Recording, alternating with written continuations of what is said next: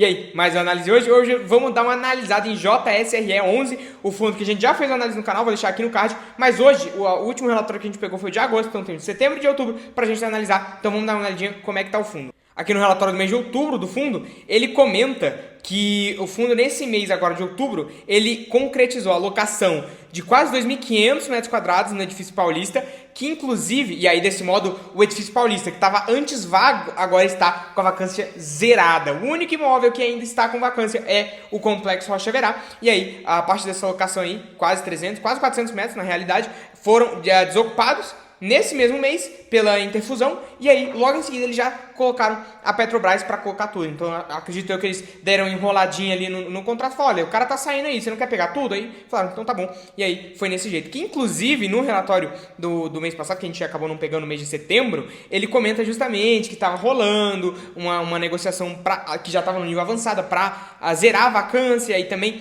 falou que tem a do Rocha Verá, 2 contratos em fase final, e aí e ainda tem a alocação ali de um outro andar da Torre Marvel. E aí, caso tudo isso aconteça, a gente sai de uma vacância de 7 para 4,1. Hoje, como isso tudo não aconteceu, a gente está numa vacância de 4,7%, então ainda tem alguns contratos no Rocha Verá aí pra gente, quem sabe, conseguir diminuir a vacância disso aqui. Então, assim, o fundo está fazendo aquele trabalho de formiguinha, que a gente já vai comentar um pouco mais sobre isso, mas ele está fazendo aquele trabalho de formiguinha, que aí daqui a pouco pode ser um dos melhores fundos para a gente poder comprar em 2025, para 2025, né? E aí, além disso, ele comenta, olha, cara, para mim aqui foi de tirar o chapéu, viu? Parabéns. Que teve algumas carências, né? O término de algumas carências. Carências é quando o inquilino ele está usando o imóvel, mas como o contrato acabou de ser feito, ele, para poder se readaptar ao ambiente, não ter que custodiar muitas coisas, já que ele ainda já está fazendo a migração de outro escritório, provavelmente, ele tem uma carência, e aí, quando essa carência termina, ele começa a realmente pagar o aluguel. Então, teve um término de carências no Rocha Verá, ou seja, mais receita para o fundo do que estava sendo antes, e também a gente teve uma vacância no mês passado de 7,4, né? E aí agora já está em 4,7, e aí depois já está em 4,1, 3, 2, 0, e aí quando tiver em 0, aí a gente sorri de orelha a orelha. E aí, além disso, aqui para mim foi realmente o de tirar o chapéu, foi que o seguinte, a RBR, ela fez uma captação para poder comprar as propriedades do HGPO. A HGPO que é um fundo aí pouco conhecido, que não tem nenhum investidor sardinha, a cota, só para você ter ideia, é mais de R$300, então é um fundo aí pouco líquido, né? E aí o que acontece? A RBR estruturou uma operação ali para poder comprar os imóveis dele,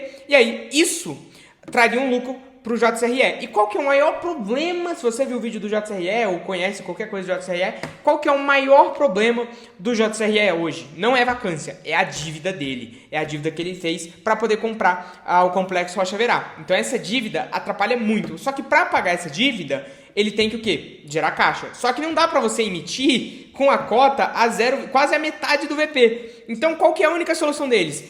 Ter caixa. Mas eles também, como os fundos dele, com essa queda de mercado, estão no prejuízo, toda hora que ele vender um fundo imobiliário que ele tem na carteira dele com prejuízo, ele não vai poder distribuir dividendo, porque esse prejuízo vai ter que ser tirado do lucro que ele teve, ou seja, o dividendo cai ainda mais. E aí o que acontece? Ele fica de mãos atadas, não pode fazer emissão, não pode vender, não pode fazer nada, e aí fica lá a dívida torando no rego dele, e aí, coitado, o cotista que fica de mãos atadas e a gestão também fica. E aí, como teve toda essa operação, a sorte do destino aí, o que acontece? Vai ter um lucro em HGPO, além de você liquidar HGPO, você vai ter um lucro. E aí, o que eles fizeram? Pô, eu já estou conseguindo quase 40 milhões em caixa, que é o que eles têm. Não, 30 milhões em caixa, que é o que eles têm em HGPO. Além disso, o que eles fizeram? Eles começaram a vender fundos imobiliários que estavam no prejuízo, ou seja, estão acumulando prejuízo porque eles vão ter um lucro, mas por outro lado eles estão acumulando caixa. Então, quem sabe eles conseguem colocar 40 milhões em caixa e já pagar uma parte da dívida aí do CRI do Rocha Verá, e aí o fundo consegue melhorar bastante o patamar de dividendo. Então isso é bem interessante. Isso aqui foi uma sorte do destino, e aí a gestão ligou o alerta, ligou o cérebro e falou, vamos fazer um giro aqui que a gente consegue se capitalizar bem mais com esse lucro que a gente está tendo. A gente vende fundos com prejuízo e aí sai todo mundo feliz dessa movimentação. E aí é que eles comentam que eles buscam melhorar o patamar de distribuição, que vai acontecer, talvez não com o lucro de HGPO, mas sim com a baixa da alavancagem, né? Ele diminuindo a alavancagem vai ter que pagar menos dívida, e aí ele vai conseguir, vai conseguir distribuir dividendos cada vez maiores. Mas agora sim, falando do relatório do mês de outubro do fundo, foi renovado o contrato com a SAP de um andar inteiro. Não, foi renovado o contrato com a SAB e teve a locação de um andar inteiro para a Quadrem Brasil. E aí a gente também teve uma outra locação na Torre Ebony, que tem a Torre Marble e tem a Torre Ebony, né? De 300 metros, quase nada. E aí também a vacância do Rocha Verá, com essas locações todas aí e com a renovação do contrato, sai de quase 15% para 11%. E aí a vacância geral do fundo sai de 7% para 4,7%. E aí a gente também tem as locações aí do Rocha Verá e também do Tower Bridge, né? Então tem dois imóveis aí do fundo com vacância, e aí um deles é o Tower Bridge, mas é tipo muito pequena, e a única que realmente estava um pouco mais alta era do Rocha Verá, que agora já diminuiu. Então, quem sabe com essas duas locações, Tower Bridge mais Rocha Verá, que acredito eu que do Tower Bridge não seja uma locação de 300 metros, seja uma locação maiorzinha, quem sabe a vacância desse fundo não vai para 3%. Aí vai ter carência, óbvio, nos novos contratos, mas acabando essas carências aí, a gente está falando de um patamar de distribuição bem mais alto, que pode ajudar muito o fundo a voltar ao VP dele. Isso vai ser uma tarefa difícil, né? Porque se por um lado, olha, presta atenção aqui, só para você ter uma ideia. Hoje o fundo, ele está sendo, a cota patrimonial dele é R$110 e ele está sendo negociado a 60. Olha que discrepante, né? E aí a gente está falando de um PVP quase de 0,5. Por quê? O único momento que esse fundo estava negociando no VP dele foi ali na emissão. Então ele emitiu a VP e aí o que aconteceu? Ele até subiu, ou seja, ele estava até tendo um resultado legal. Só que aí veio pandemia e pensa, os prédios dele são prédios de 1 bilhão, o Tower Bridge, 1 bilhão também o Complexo Rocha Verá, meio bilhão o outro que ele tem. Então assim, são prédios muito grandes. E aí veio pandemia, vacância, cai receita, cai tudo. Ele ainda tinha se alavancado para poder comprar o Rocha Verá. E aí caiu a cota, desmoronou. E aí depois disso também teve a segunda onda aí, caiu mais ainda. E aí o fundo nunca mais. Aí depois teve esse momento ruim de mercado. Agora teve esse momento ruim de mercado. Então na hora que o fundo tava voltando, né? Inclusive ele tá perto das mínimas históricas, né? Tá em 59. Ele só negociou nesse patamar uma vez, perto desse patamar aqui em julho, e agora. Mas aí quando o fundo estava voltando, aí teve essa crise de novo aí no mercado, dessa derrubada aí no mercado. Mas então assim, se o fundo estava passando por um momento ruim, está passando por um momento ruim, agora é o momento de virada dele. Tá alocando, vai conseguir diminuir a dívida, tá com um lucro potencial aí no HGPO. Além disso, ele comenta aqui embaixo que teve a receita extraordinária, a receita extra de 1 milhão por causa de um reembolso de crédito na aquisição, de crédito de imposto na aquisição do Rocha Verá. Então o governo devolveu aí, fez um reembolso dos impostos do Rocha Verá. Então agora pode ser esse momento de virada para o fundo, né? Se antes a gente estava tendo uma sofrência, agora a gente pode voltar ao VP de R$110. Imagina esse fundo subindo aí quase 50%, quase 100%. Imagina, isso vai ser loucura, cara. Se isso acontecer, vai ser loucura. Mas aí o que aconteceu? Ele também, trouxe também esse modelo de turnkey para os imóveis dele, né? Então o turnkey é um modelo em que o inquilino, o locatário, ele só tem que chegar e realmente começar a trabalhar. Então ele não tem que fazer reforma, não tem que mobiliar, não tem que comprar, não tem que botar tapete, não tem que comprar mesas, escritórios, enfim, não tem que fazer nada. Ele só chega, vira a chave, coloca o computador dele e começa a trabalhar. E aí teve a finalização da obra de turnkey também no 19º andar. E aí já tem algumas pessoas interessadas nisso. Então, aqui ele mostra algumas fotos, né? Então, pode ser muito bom pro fundo. Eu vejo realmente, se, por um lado, essa semana ainda, no vídeo do J Safra, vou deixar aqui no card também, eu falei da gestão do Banco Safra, eu não me lembro de mais nada. Agora sim, a gente está tendo várias movimentações positivas aí, o Banco Safra realmente voltando a fazer alguma coisa, ganhou meu respeito de novo. Então, pode ser, de verdade mesmo, eu acho que é um fundo que ele é muito mal precificado. Por exemplo, esses prédios que ele tem, que é o Tower Bridge, o Rocha Verá, tá no vídeo aí no card, são prédios que normalmente o cap rate dele é mais baixo, porque são prédios muito grandes e que a vantagem de você investir neles é o ganho de capital na venda, né? E não o dividendo. Então o cap rate desses imóveis acaba sendo 6, 7, quem sabe explodindo 8. Mas normalmente tá na média de 7. E esse fundo tá pagando 9, porque ainda tem o ágio aí de mercado, né, que a gente coloca, que todos os fundos estão pagando a mais do que a média do que eles pagam, né? Então assim, é um fundo que o pessoal não consegue entender. Eles olham lá, o dividendo tá baixo, prefiro o GCRA. Pô, entendeu? Prefiro um fundo de agro que paga 15% ao ano. E aí eles olham e não conseguem entender que esses imóveis aqui não são para pagar 15% ao ano. Não existe a realidade que esses imóveis paguem 15% ao ano, né? Tem um cap rate de 15% ao ano.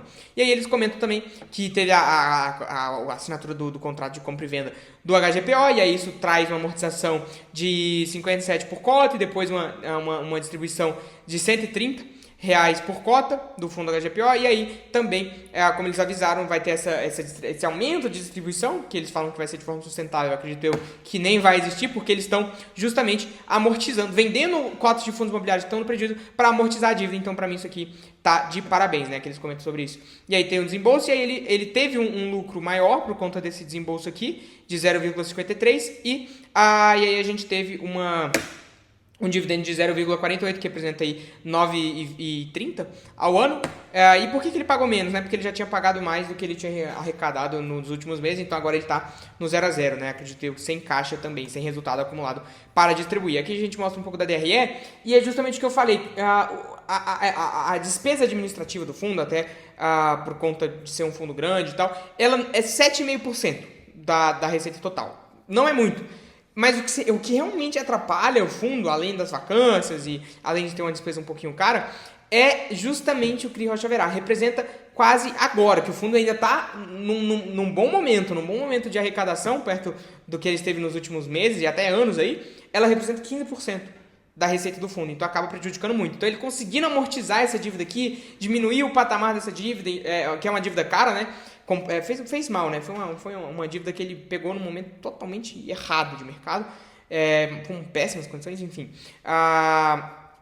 Agora ele conseguindo pagar essa dívida, ele vai ter um potencial rendimento muito alto, né? Inclusive, aqui a gente consegue ver, ele mostra que a receita imobiliária potencial é de 0,74 por mês, só que está errado, né? O estagiário aqui fez a interpretação dele. O que acontece? A receita imobiliária desse fundo do JCRE é de mais ou menos 0,66 por mês, a receita imobiliária que ele tem hoje. E aí, a gente completando essa vacância financeira que ele tem, que representaria 0,6 por cota, a gente está falando que o potencial de rendimento dele seria de 0,72, mais ou menos, de receita total, né? E só para você ter ideia, a gente falando de 0,72, comprando a R$60, se ele distribuísse tudo, né, claro, a gente está falando aí de quase 15%. Então, assim, se o fundo conseguir distribuir 0,72 durante um ano, 0,72 por mês durante um ano, a gente está falando de um dividend yield aí de quase 15%, 14 e tantos por cento ao ano. Muito alto, né, para o JRE, a gente tiraria custos ali que são relativamente baixos, né? Inclusive a gente pode ver aqui que o maior custo mesmo, lembrando que a despesa operacional, se a vacância cai, a despesa operacional também cai, né? A maior despesa é com CRI. Então ele conseguindo diminuir esse CRI aqui e conseguindo alocar, que é o que ele está fazendo, e aí acaba as carências que ele tem. Então é um fundo que tem vários pontos positivos cooperando com ele, inclusive a própria compra do HGPO aí, cooperando para que ele possa ter um bom resultado. Então assim, se 2025 não for o ano desse fundo, aí esquece, nunca mais. 2025 é para ser o ano desse fundo, porque carência acabando, locando mais espaços, porque o mercado voltando, né? E a gente pode ver que a pandemia atrapalhou muito. Mercado voltando, ele conseguindo amortizar esse CRI, e esse CRI dele é CDI mais 2,6, tipo assim, muito alto. Principalmente para o JCRE, muito alto, muito alto.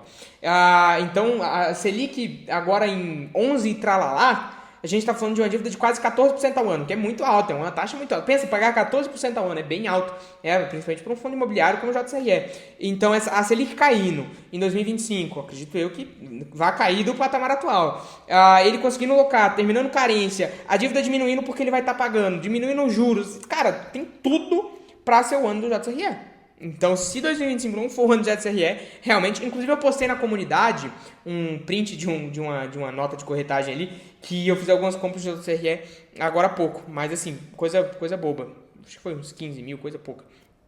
Mas tá lá na comunidade, se vocês quiserem ver. Mas assim, é um fundo que tem um baita potencial. Se você quer investir em lajes, é um dos meus fundos que eu gosto muito em lajes. É um fundo favorito, que a gestão é excelente e tal. Embora tenha feito esse movimento, não é um fundo que você fala, uau, que você arregala o olho e levanta a sobrancelha. Mas é um fundo que, pela condição de mercado dele, tá muito bom. Tá muito bom. Até porque o cap rate, se ele tivesse AVP, seria baixo, né? O cap rate dele seria, mesmo com vacância zerada, né? O cap rate dele continuaria baixo, perto, por exemplo, de um RBRP, que inclusive tá aqui no card. Então, a gente tem esses pontos a avaliar. Mas assim, hoje, o saldo total devedor dele nesse CRI que ele tem, a gente já vai comentar sobre isso, é de 135 milhões. E aí ele tem que pagar 1,5 milhão de custo dessa dívida. Então, se a gente conseguisse, se ele conseguir, agora vendendo no HGPO, inclusive ele tem um lucro no HGPO, e conseguir vender esses outros fundos aqui, todos, e juntar o caixa que ele tem ainda, ele tem um total aqui de 4 milhões, e assim, ainda tem o Praia Botafogo que representa nada do fundo, né, um imóvel que tem 700 metros quadrados, é nada. Se ele conseguisse colocar esses 50 milhões em caixa aí e pagasse o CRI do Rocha Verá, a gente já está falando de uma melhora no resultado de quase 5%. Só com isso, só com essa movimentação aí que por sorte aconteceu. Além disso, a gente tem o vencimento é só lá em 2026 que começa a ser alguma coisa de fato, e aí 2027 já começa um vencimento mais alto dos contratos. Mas assim, 2025 tem tudo para ser o ano do fundo. Agora, nesse último trimestre agora, para entrar bem em 2025, ele tem bastante reajuste de contrato pelo IPCA, então pode ser uma coisa que vai ajudar bastante também. E em 2025, ele tem bastante revisional também, tanto em 2024 quanto em 2025, bastante revisional. Então ele pode entrar com o pé direito já em 2025 e fazer um ótimo trabalho em 2025